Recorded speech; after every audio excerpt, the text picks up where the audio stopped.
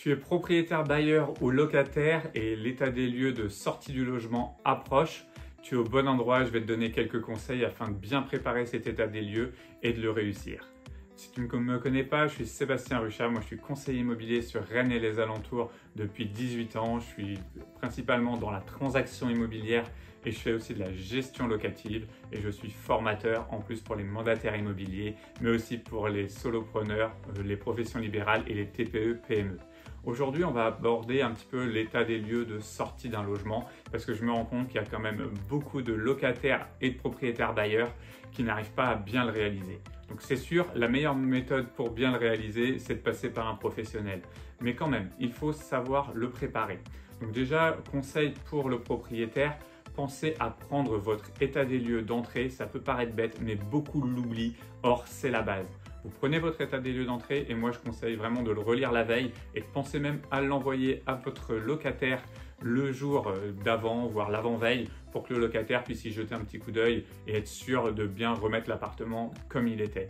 Ça peut paraître basique, mais c'est quand même super important. Ensuite, pour avoir une bonne préparation, il faut aussi avoir entretenu de bonnes relations avant avec son locataire. Moi, je conseille vraiment aux propriétaires bailleurs de passer un petit message tous les trimestres minimum au locataire pour savoir si tout se passe bien, s'il n'y a pas de soucis dans l'appartement, ce qui vous permettra d'avoir un contact régulier et généralement, vous aurez moins de soucis puisque le locataire vous aura dit s'il y avait des petites choses à réparer, ce qui permettra de faire au fur et à mesure et de ne pas avoir forcément de mauvaises surprises. La dernière chose que vous devez faire en tant que propriétaire, c'est déjà d'essayer de ne pas caler peut-être l'état des lieux d'entrée du futur locataire le même jour, afin de pouvoir vous laisser un petit délai pour s'il y a des petites choses à refaire ou pour prévenir le locataire actuel s'il a encore des petites choses à faire en termes de ménage et autres. Et d'ailleurs, n'hésitez pas l'avant-veille du rendez-vous à envoyer un petit SMS au locataire avec des choses basiques mais qui sont très importantes. C'est lui demander des choses à nettoyer afin que le ménage soit bien fait. Pour les choses à nettoyer, ça va être déjà mon premier conseil pour les locataires qui vont partir.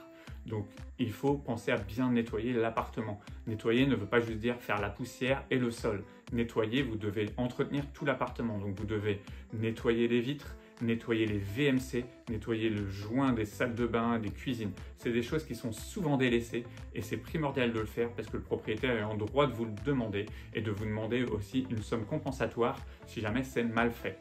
Donc en tant que propriétaire, pensez à envoyer un petit SMS en rappelant la liste des choses au niveau du ménage, ce qui va permettre aux locataires de bien le faire puisqu'ils n'auront pas tous vu cette magnifique vidéo et donc ils auront des petits oublis. Donc moi je préfère vraiment que vous mettiez les gens au courant et que vous en tant que locataire faites cet effort-là puisque vous allez voir, vous allez faciliter la vie de votre propriétaire. En plus c'est obligatoire et ça va vous permettre de récupérer votre caution puisque c'est quand même le plus important, c'est qu'il n'y ait pas de travaux pour le propriétaire et que vous en tant que locataire vous récupériez la caution.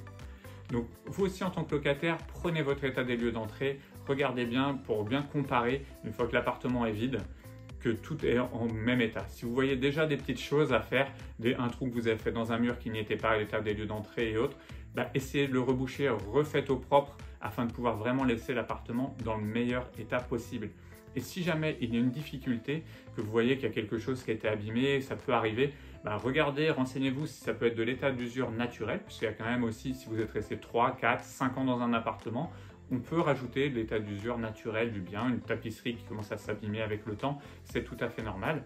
Et moi, je conseille aux gens tout simplement de prendre en photo les petites choses que vous avez peut-être pu détériorer et en amont, les envoyer à votre propriétaire pour déjà essayer de discuter avec lui, savoir s'il veut que vous refassiez ceci ou cela ou pas du tout, ce qu'il a peut-être prévu de repeindre. Donc toujours avoir de bonnes relations cordiales, ça va dans un sens et dans l'autre et ça va vraiment vous permettre un meilleur état des lieux de sortie et donc d'être plus serein avec lui. J'espère que j'ai pu vous aider avec cette vidéo. Si vous avez en tout cas des conseils ou des demandes, n'hésitez pas à les mettre en commentaire, c'est très important.